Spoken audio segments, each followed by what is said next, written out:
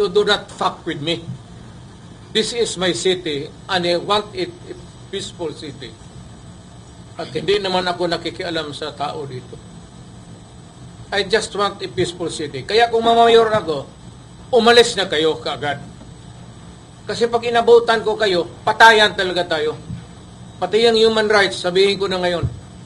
Kayong dapat yung human rights, i-contact na nila yung kung sino itong mga ulol na to. Kasi mamamatay talaga yan. Ayaw ko masira ang mga anak natin. Ayaw ko masira yung syudad ko. Ayaw ko na putang inang droga. Punta ka dito, magdegosyo ka. Kung wala, maghanap tayo. Hanapan kita ng paraan paano ako makatulog. Gobyerno to. Dapat ang gobyerno tarong. Kung magpasok ka dito, mag-hold up ka, magpabili ka ng droga, naghanap pala ng kamatayan, putang ina.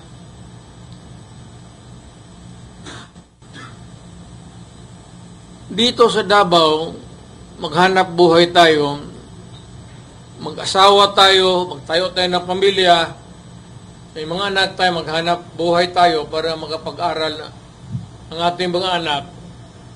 In the hope na pag natanda na tayo, mamatay tayo, yung second generation ng Davaoenyo ang mag-take over. Kung hayaan ko ang Davao na puro lango ang mag-take over sa that will never happen. Nakikinig yung human rights, utang ina, makinig kayong mabuti.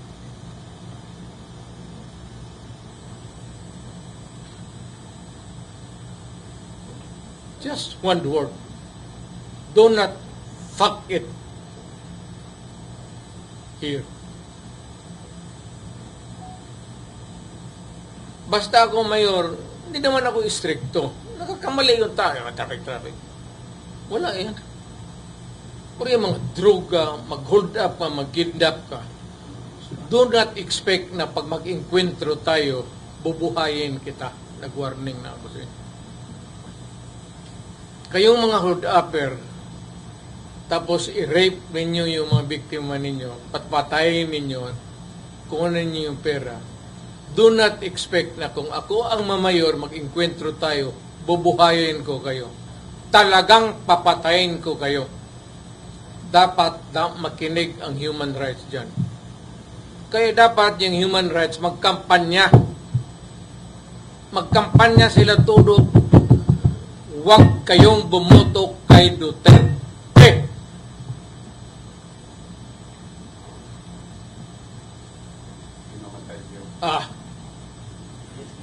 May paglalagyan. Naminga, bitaw ka Mayor. So, Mayor, how do you rate your success sa anti-drug campaign? Wala ako, I cannot, it's for history to judge.